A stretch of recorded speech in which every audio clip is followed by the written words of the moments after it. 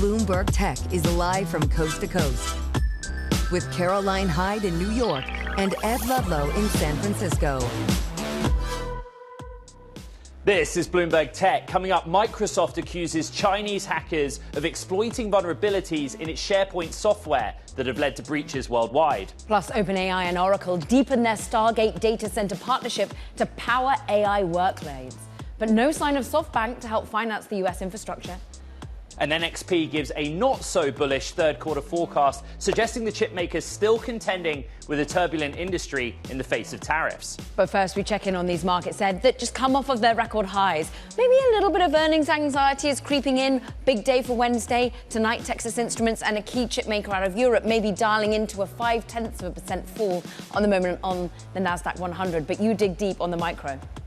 Yeah, earnings are giving us a state of play around the world. NXP Semiconductor, which gets more than 50% of its revenue from the automotive industry, not as bullish as the street was hoping for. Then you have GM, $1.1 billion hit to adjusted earnings from tariffs. The EV part of that story is a $600 million hit from EV inventory. That's a bit of a worry. Then we come out with Microsoft. Microsoft's our top story probably, in a blog post saying that state-sponsored Chinese hackers are behind what's happening, and in particular, the stock reacting negatively early in the session, Caro, normalizing a little bit, but we've got to get into it. We do. Let's stick with that Microsoft story. Bloomberg's Jake Bleiberg joins us for the latest. And these are known state actors, two of them, and then one Chinese-based actor, it would seem.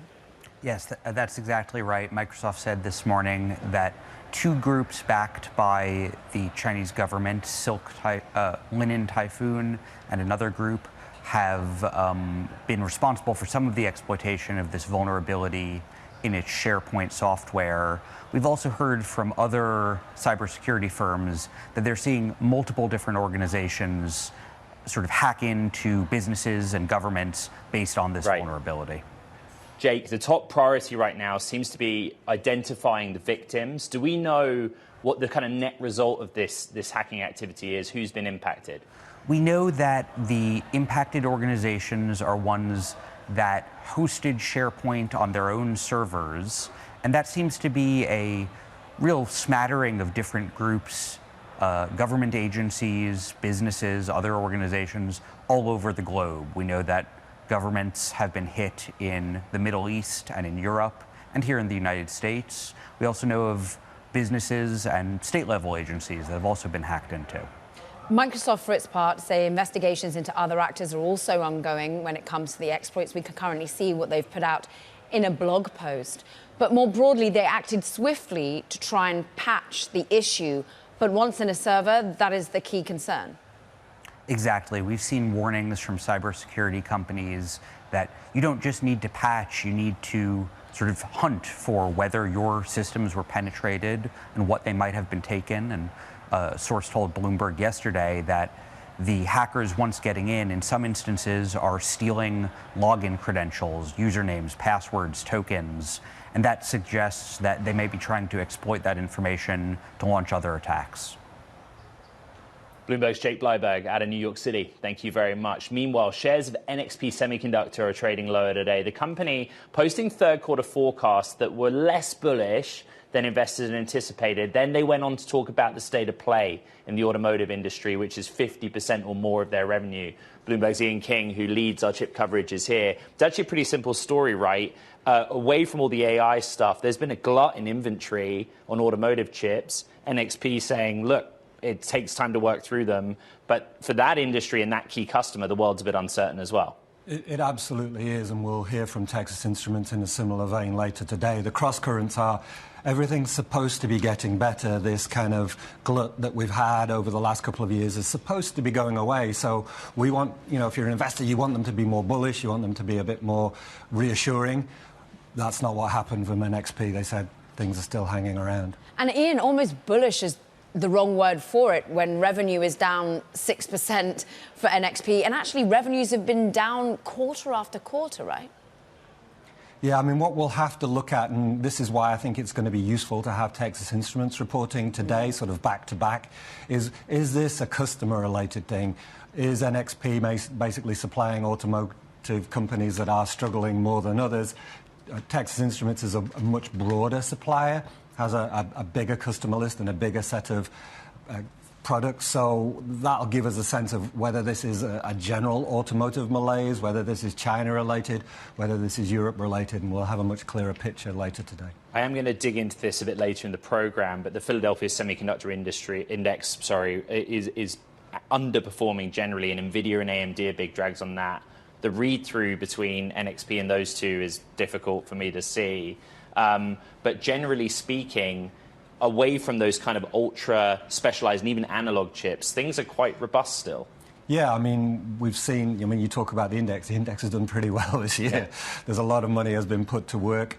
Everything we've heard so far, and we'll hear more on that vein as the earnings season unfolds, is there's a lot of spending still going on these large AI infrastructure systems, and we've heard nothing that's telling us that that's not going to continue, and that's really what's going to be the most important thing, and that's what's driven the stocks so far. Analog has been a slightly different story, but again, analog benefits from this server build out as well. You need these power-related chips, you need these microcontrollers as well. Ian King, always with all the context, so appreciate it. Thank you. Now, let's dive deeper into the tech earnings, the vibe in the market right now. Anna Rathman's with us, founder and CEO of Grenadilla Advisory.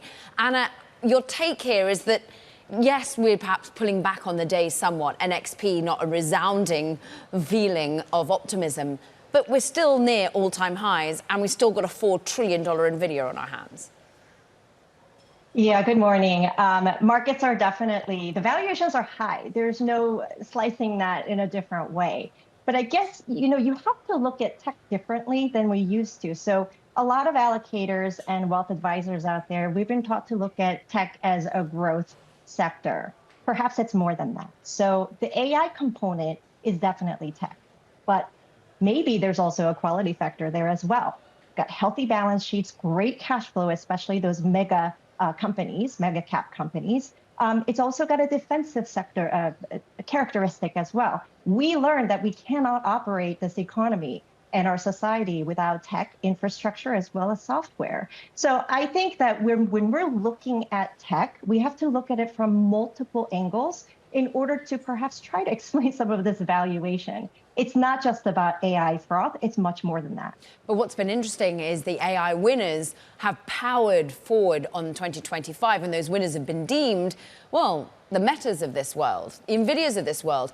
Apple left for dust. In some ways, Alphabet has been a laggard too. How do we set up into Wednesday when we start to get a couple of those Mag 7 names? Yeah, I think there's definitely a bifurcation in those Mag 7 names. And right now it looks like the people who have really invested and gone forward with AIs are definitely winning. Now, Alphabet, for example, will have different challenges, right? Not only do they have some legal challenges, but, I don't know about you, but when I talk to my friends, they've stopped using Google as a search engine. They're using ChatGPT.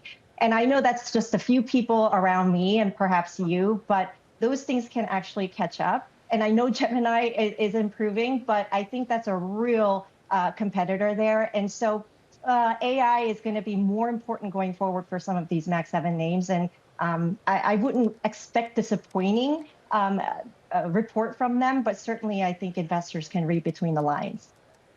Anna, what's curious about this week is that on Wednesday, Alphabet and Tesla post their earnings results, right? Somewhat analogous companies, some differences. And on the same day, we'll hear from the president about his vision for AI and American AI. It's going to be a wild ride for investors this week, isn't it? Well, anytime anyone from the government talks about technology and AI and even Bitcoin or blockchain, I get a little nervous because I think we have to tread very carefully here. We don't want to get in the way of innovation, and yet we want to protect consumers, right? So it's going to be it's going to be a balancing act for anybody who, from the government, from the White House, talking about AI and how America is going to be involved in the development of AI. I would go in with a little bit of a cautious view. And frankly, I'm expecting a lot of lofty statements, but the question always is, how does this actually translate down to the day-to-day and actual software and make difference in our productivity? Let's bring it back to today's news. What did you learn about the near-term and quantifiable impact of tariffs? You had names like General Motors and NXP show us that actually something's happening here. Yeah, I mean, something is happening there. We're talking about actual money, right? I mean, so for last week, if you think about the CPI and consumer sentiment, you didn't really see it, right? But you are seeing it in earnings. This is actual cash flow impacts. So I think this is going to trickle in as the quarter goes and give us a better view of exactly what areas of the economy are being impacted by tariffs, who is actually assuming some of those costs. Because GM actually came out and said, we don't want to pass down all the costs to the consumers. So it'll be interesting to see how those things get, I guess, diversified into the supply chain and how GM and other companies actually manage those challenges. And going back to tariffs is all about the geopolitics that is currently involved in technology investing. I think of the geopolitics between the US and China. I think of the latest news out of Microsoft blaming China for a hack. How much do you factor that into your current investment thesis? How much can you price that sort of geopolitics in? Yeah, I mean, I never thought that this trade talk with China was going to be simple or smooth, right? And this is yet another twist in the plot. I would hold that August 1st deadline date really loosely in your hands because, you know, it was April 1st and then or July 9th and then now it's August 1st. I think that the Trump administration as well as China, I mean, they have a lot at stake here. So I don't think the deadline really matters. I think we're going to be negotiating until we actually get to a good place for both countries. And August 1st might come and go. Anna Rathbun, founder and CEO of Grenadilla Advisory. Thank you very much. So coming up, Oracle and OpenAI are set to expand their partnership, opening up more data centers to satiate AI demand. We have the details next. This is Bloomberg Tech.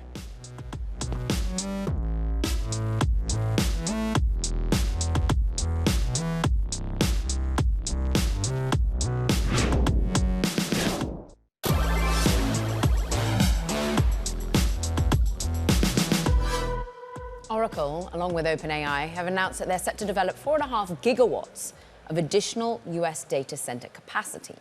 Let's bring in Bloomberg's Brody Ford now on how the evolution of Stargate is going and who's involved and who isn't, because we'll get to SoftBank in a moment, the fact they don't seem to be on the page. But this commitment to, have 10 gigawatts by 4 years' time? They really seem to be building it out now. Right, and we can't forget a gigawatt. I mean, we're throwing these numbers around now, but you know, a couple of years ago, you would never hear about a gigawatt data center, and now we're talking about 4.5. I mean, each one of those is about equivalent to a nuclear reactor. And so a 4.5 gigawatt data center deal that's across the country, this is an unprecedented cloud deal. I mean, this is likely the largest single cloud deal ever signed.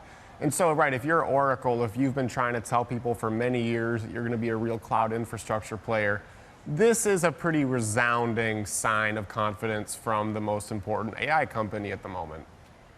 Brody, the way we look at this is it's confirmation of our prior reporting on the projects, but also, as Kara alluded to, some clarity on the bits that SoftBank is and is not financing. Absolutely. So it's very interesting because in January we saw, Larry Ellison, Sam Altman, and SoftBank sitting at the White House. Today, SoftBank doesn't appear to be too involved. They're not saying we're out for good, but this 4.5 gigawatts, which likely gets us to around $30 billion a year, SoftBank is not involved in financing. Where does the rest of that money come from? That's going to be a big question in the following months, right? Because OpenAI makes a lot of money. They're not making that much money to be able to just spend all this themselves. We're going to dig into more news from Oracle in a minute, but I just want to understand where we think these data centers are going to be. Do we have much detail on the timescale here as well? Every time I ask a source where the next data center is going to be, they tell me a different state. They're evaluating a lot of different states, a lot of different sites. If you've read an article that says, hey, they want to develop a multi-gigawatt data center here, odds are that Stargate has evaluated this site. So I'm keeping my eyes out. Slightly smaller scale, but Oracle's also in talks around $100 million a year Paramount Skydance deal. What do we need to know about that one? What you need to know is if your dad is Larry Ellison and he helps you buy something, you're going to have to kind of help buy some stuff from him as well, right? I mean, Larry Ellison's son, David Ellison, has been in the works to buy Paramount for a while, and they're already having negotiations that assuming that deal goes through, Paramount will be a major OCI customer. They're going to put all of their CBS, MTV, it's a lot of assets, a lot of gigabytes, and they're going to be on Oracle servers. Bloomberg's Brody Ford, thank you. Really on top of this story. Thank you very much. Okay, we have another story. Some updates in the $4 billion fraud case against the estate of deceased autonomy founder Mike Lynch. A London judge ruled that HPE lost close to $1 billion after buying autonomy. Lynch's estate will face a claim for much of that sum after he lost a London fraud case along with the former CFO of autonomy. The ruling suggests HPE will likely reclaim just a fraction of its total claim. The ruling comes less than a year after Lynch drowned when his yacht sank in a storm off the coast of Sicily. Now coming up, we're talking how one company is looking to combat AI training bottlenecks and the restrictions there. We're with S.Y. Lee, president of Poseidon. This is Bloomberg Tech.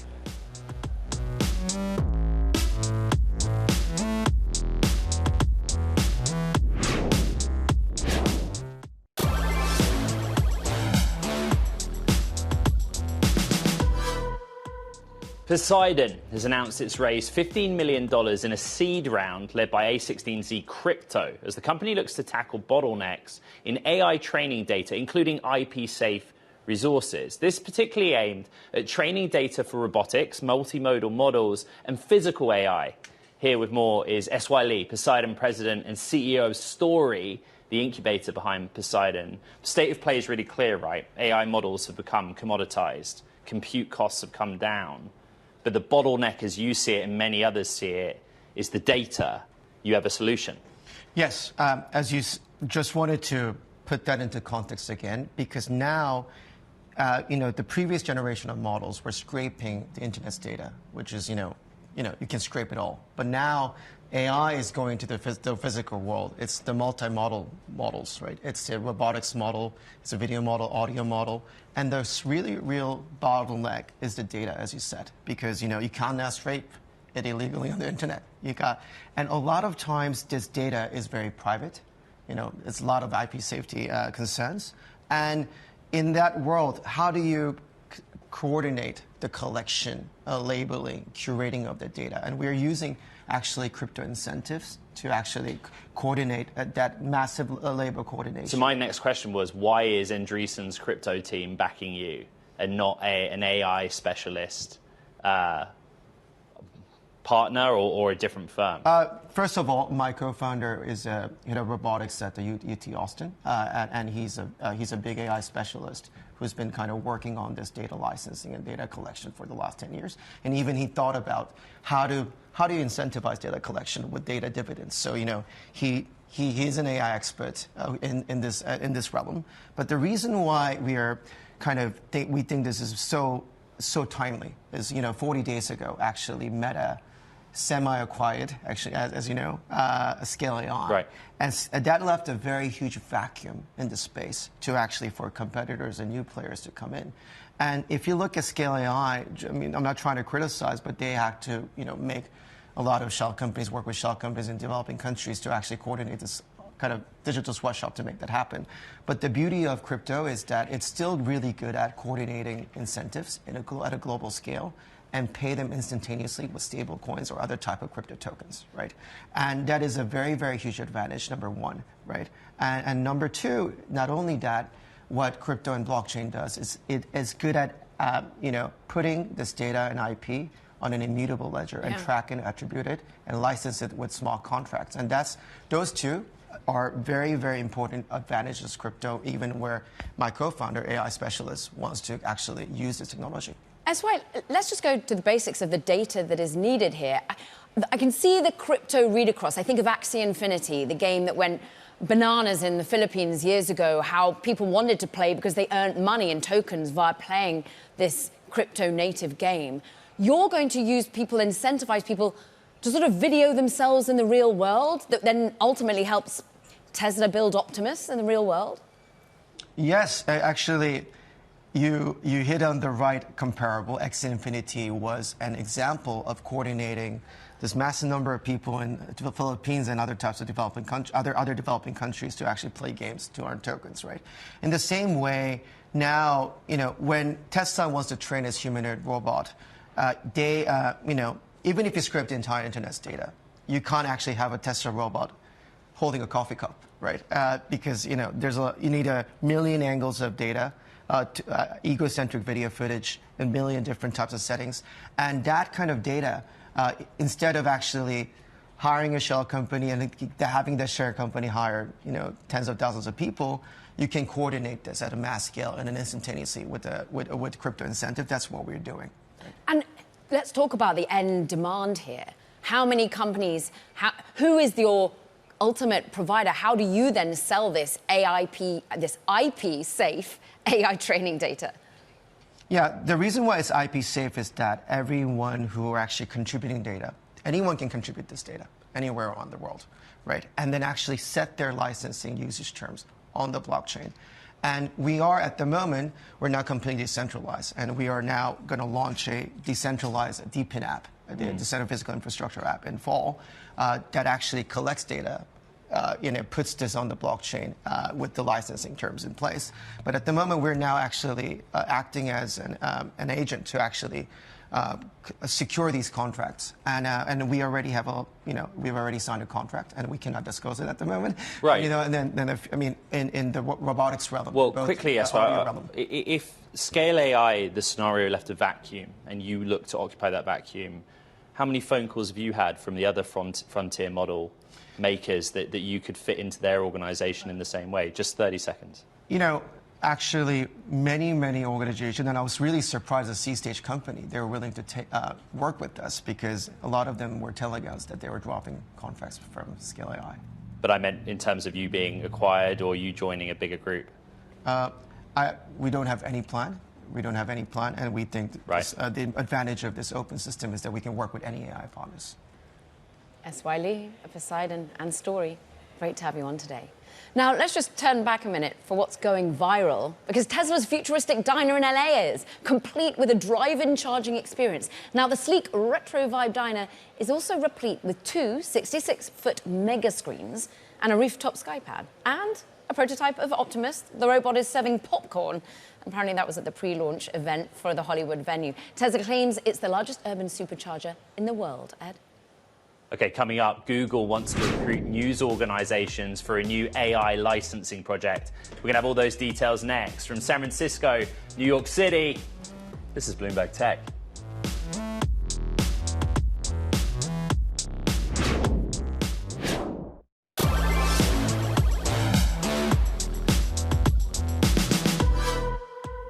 Welcome back to Bloomberg Tech. Actually, if you look broadly across equity markets, there's not much going on, apart from in the chip sector. So the Philadelphia Semiconductor Index, or SOX, is a massive underperformer, down 1.6% in the session. A big component of that is NXP Semiconductor, a less than bullish third quarter forecast, which we talked about earlier in the program. But actually, the two biggest drags are NVIDIA and AMD. There's not much in the way of news flow out there. The other way of looking at it is think about the performance of the SOX year to date. AMD's up 100% from that post-DeepSeek April low. NVIDIA up 80%. Later in the week, Caro, we hear from the president and his big vision for AI. You'd imagine that those two national champions in the chip space are a part of it. But interesting moves in the moment. Yeah, a little bit of nervousness creeping in. But let's just talk about another key player that's got earnings later this week, Alphabet. Well, Google, we understand, is seeking to recruit news organizations for a new licensing project related to AI. It's all according to sources, which could be a big win for the struggling media companies. Bloomberg's Hannah Miller joins us now. Is this some sort of Google capitulation here? Because we've seen some deals done by other AI players, but Google's always sat on the side. I think Google is playing catch up here. We've seen big companies like OpenAI and Microsoft strike these massive licensing deals with news organizations. And Google, they've been sitting on the sidelines. They haven't been doing that as much. So this could be them, testing the waters, trying to build better relationships with media companies as the AI race heats up. Hannah, one of our sources said that in one case, Google will launch this kind of pilot with 20 different news orgs. You cover TMT, right? From the news perspective, is this like a cash cow, a great gold mine just to sell data and bring in some money through a new mechanism? A lot of people in the industry are saying this is a temporary Band-Aid. Yes, we can get some money from these big companies at the start, but looking long term, many journalists feel like AI is a threat to their business. You have people in the arts, you have people at major media companies concerned about the effect AI will have on their jobs. Bloomberg's Hannah Miller out of New York, thank you very much. Now, Netflix and Disney are both taking steps into the somewhat controversial world of AI video creation with software from Runway AI. Bloomberg's Rachel Metz brings us the story. Interesting one about this is that in the earnings context, this has already come up, particularly for Netflix, right, in recent weeks. But what's the controversy and what is the actual tool here? Like, what is it that a Netflix would need AI to do? So as you mentioned, Netflix said on their earnings call just last week that they're using AI, and they also mentioned a production that they had used it in. So companies like Netflix, what they could do with this software, in theory, is they could maybe lower some of the costs for special effects. So they'd use a model like Runway's top-of-the-line model is Gen 4. They also have some models that aim to reproduce motion capture software and without using all the fancy and clunky hardware that comes with it. So the idea would be to save costs here and to do some shots that perhaps would have been impossible previously without using AI software. I think we learned from Ted Sarandos over at Netflix that it was previously using to sort of simulate a building collapse in, I think it was an Argentinian particular visual effects company, but it wasn't Runway. Usually, we understand, according to people familiar, who at Runway have they worked with and what have they been able to produce thus far? Because they're actually out-competing Hollywood or West Coast-based visual effects companies. Yeah, so Runway works with a number of different companies. We also know that Disney has been testing out their software.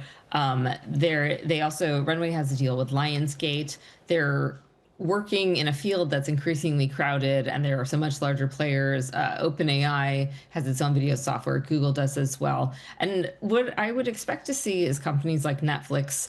Probably, they said they did not create that scene with Runway. Well, that implies there's at least one other company that they're working with the software from, right? So I would expect to see that actually as these companies dip their toes into the water of AI video software more and more. You'll probably see them try out a bunch of different ones, and maybe they will end up using a bunch of different tools for different things. I think it really just depends on what they find most useful and what their production teams do. Is it live action? Is it animation? And what tools work the best for those sorts of things? Let's try and get the big picture vision. This is what Ted Sarandos actually said on Netflix's earnings call. We remain convinced that AI represents an incredible opportunity to help creators make films and series better, not just cheaper. There are these AI-powered creator tools. So this is real people doing real work with better tools. Our creators are already seeing the benefits in production through pre-visualization and shot planning work, and certainly visual effects. So, Richard, that's how Netflix sees it. If you are a Runway or another AI company that's working on text-to-video tools, right, is the movie industry or television what they're working toward? Is that who they want to serve? Absolutely. I mean, they want to work with professionals who are working in these fields, and they want to work with the studios. I think what's also important to keep in mind is this technology is really controversial because there are a lot of people that perhaps would or would not be wanting to use this software that are concerned that this is going to cut into their livelihoods. And I think that's a really real concern. So that's part of why the studios are being, I think they're a little bit hesitant to be public right now about how and if they're using this software because the stakes are really high. Bloomberg's Rachel Metz, thank you very much. Kara, what you got? It's time now for Talking Tech. And first up, Ed, NVIDIA, the chip challenger, Furiosa AI, has finalized a deal with LG AI Research. Now, the South Korean chip designer won final approval for its AI chip Renegade after 7 months of evaluations. Now, in March, remember, the company rejected an $800 million takeover from Meta, choosing instead to grow the business as an independent company. Plus, BlackRock has told staff not to bring company devices to China, including iPhones and iPads. That's all according to a memo seen by Bloomberg News. Now, the move really underscores growing concern among some global firms about employees working there and data security. And Glade Brook Capital Partners has raised $550 million from investors for its fourth fund. The firm has stakes in SpaceX, Perplexity, Stripe, among other startups, and it plans to continue backing fintech, AI, e-commerce, space, and defense companies. Ed. Okay, coming up, tech and energy leaders head to Washington to discuss how the US can win in the AI race. We'll take a look at where global AI competition stands now. Caroline, you pointed this one out earlier today. It's a name I've not looked at in a while, Opendoor. Okay, the stock's down 1.6% in the here and now, but look at some of the swings in the session. Bloomberg writing about some of the activity, some of the halts. Opendoor is the latest meme stock. It says it on the Bloomberg terminal. No, seriously.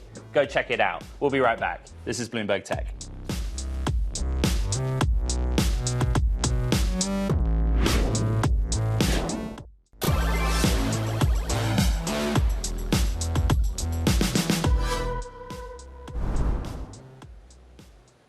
You to AstraZeneca. And with that, I'd like to have you say a few words, please. Thank you very much, Mr. President. Of course, we're all very happy to be here to once again reaffirm the very strong ties between the Philippines and the United States, ties that go back over 100 years. And considering the context in which we live these days, especially in my part of the world, this has evolved into as important a relationship as is possible to have. We must remember that the United States is our only treaty partner in the Philippines, and that has stood us in good stead over the years, certainly through the Second World War, and the cultural memory of all Filipinos, down to even the school children, is that our strongest, closest, most reliable ally has always been the United States. And that is something that we value, that we are grateful for, and that we will continue to foster as we go on. With the leadership of President Trump, I am very confident that we will be able to achieve that. I think it is worthwhile to remember that it was President Trump who, in his first term, characterized the relationship between the Philippines and the United States as ironclad. And that has been necessarily the case since that time that you made that statement, sir.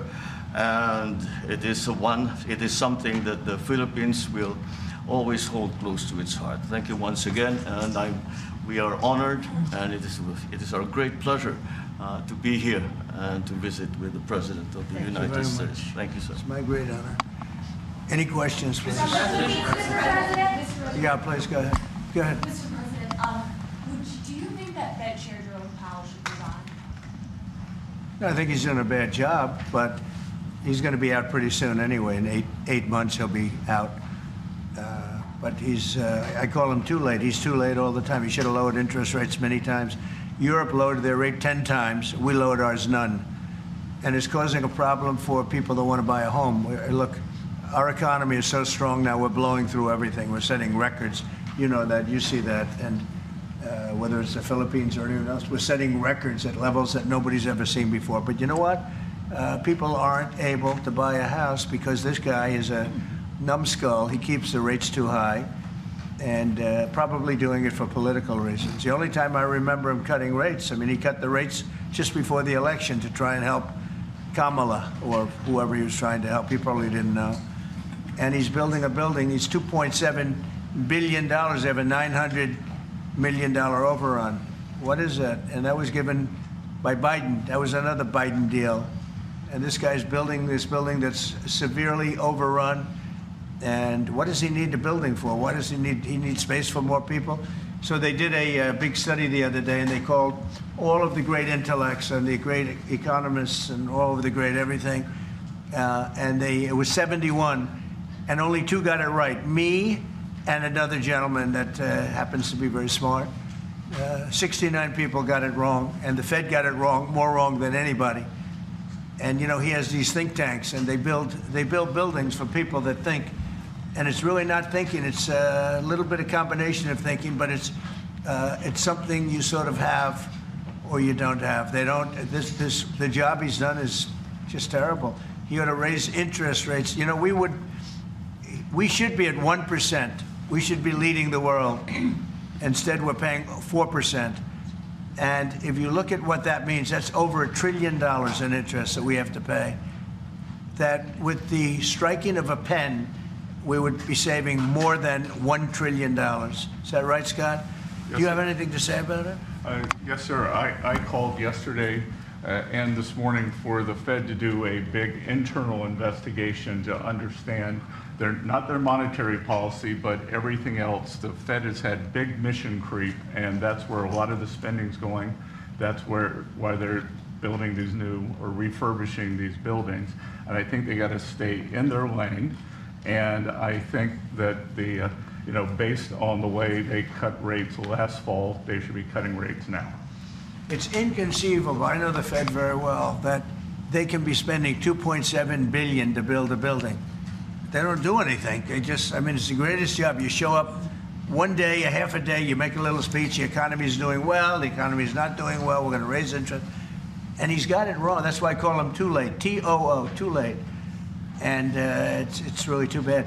But it is affecting people that want to buy houses, and that shouldn't happen. And you know, he should lower them. Those rates should be 3 points lower. That's what they should be, 3 points lower, maybe more than that. Mr. President, I would like to ask both of you one question. Mr. President Marcos, next year, Philippines is going to be the rotating chair of ASEAN. I wonder, how do you plan to balance your relationship between the United States and China? And for President Trump, Kremlin yesterday said if you are going to Beijing in September, they wouldn't rule out a meeting between you and President Putin. Is such a meeting possible? And how soon do you plan to visit China? Well, we have a lot of meetings possible. President Xi has invited me to China, and we'll probably be doing that in the not too distant future, a little bit out, but not too distant. And I've been invited by a lot of people, and we'll make those decisions pretty soon. Please. Well, as you say, we are chairing ASEAN for 2026.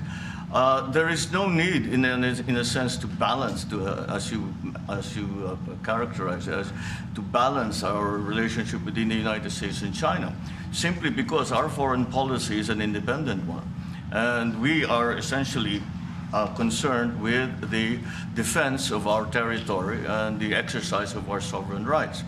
Now, whether we do this not alone, we need to do this with our partners.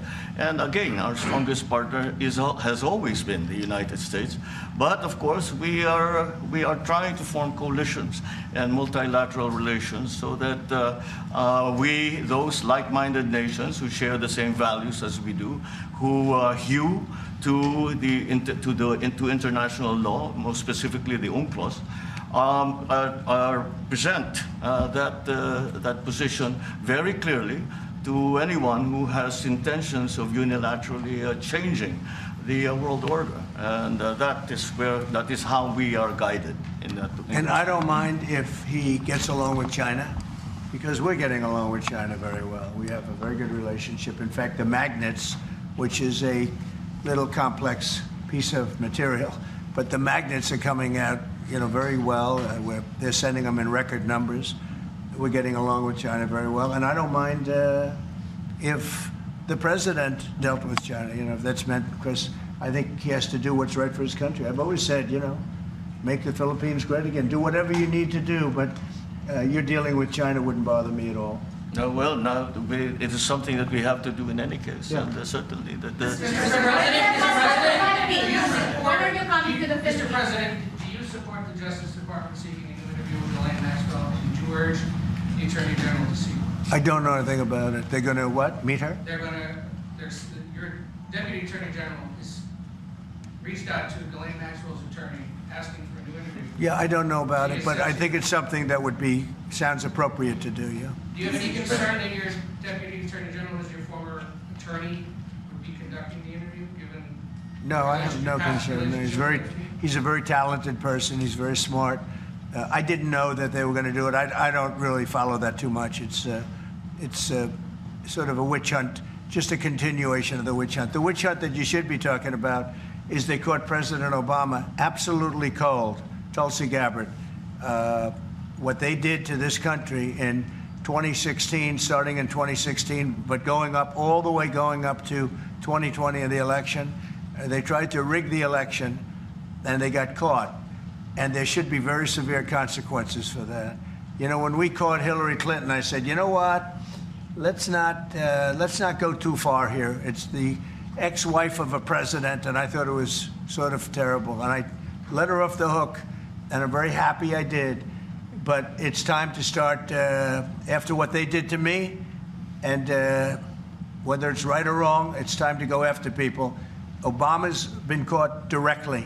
So people say, oh, you know, a group. It's not a group. It's Obama. His orders are on the paper. The papers are signed. The papers came right out of their office. They sent everything to be highly classified. Well, the highly classified's been released. And what they did in 2016 and in 2020 is very criminal. It's criminal at the highest level. So that's really the things you should be talking about. I know nothing about the other, but I think it's appropriate that they do go. May I ask you about that, Mr. President? Yeah. Tulsi Gabbard has submitted a criminal referral to the Department of Justice. From your perspective, who should the DOJ target as part of their investigation? What specific figures in the Obama administration? Well, based on what I read, and I read pretty much what you read, it would be President Obama. He started it. And Biden was there with him, and Comey was there, and Clapper. The whole group was there. Brennan, they were all there in a room. Right here, this was the room. This is much more beautiful than it was then, but that's okay. I have nice pictures up. They came out of the vaults. They were in there for 100 years. This is much more beautiful. We have the Declaration of Independence now in the room, which wasn't here. I guess people didn't feel too good about putting it here, but I do. But you know what? If you look at those papers, they have them stone cold, and it was President Obama. President Trump in a bilateral meeting with President of the Republic of the Philippines. I want to go straight out to Mike Shepard. There was a lot discussed there. DOJ investigations being queried, some referring to potential, as Trump continues to see it, of an election rigging, as he said, but we've also had so much more when it comes to the trade, when we think about China, when we think about magnets, as he says, flowing out succinctly from the country. Can you just wrap up what we were hearing from there? Well, first, the very first question the president took, of course, was on the Fed, something of very close interest to our audience.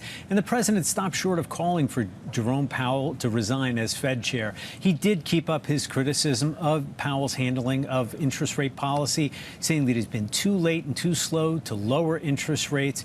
And this is a theme he has returned to again and again in these moments when visiting foreign leaders join him in the Oval Office. Just last week, we saw him hit these notes with the visiting Crown Prince of Bahrain. We heard it again today with the president of the Philippines, Ferdinand Marcos. We also heard the president talk about China, which, of course, is a crucial topic between the U.S. and the Philippines. As China's one of China's closest neighbors, the Philippines has to balance this relationship. And we heard Marcos and Trump both talk about this. And Trump also indicated he had accepted taken an invitation from President Xi Jinping of China and was looking at possibly accepting it and would make a decision on that in the near future. Caro.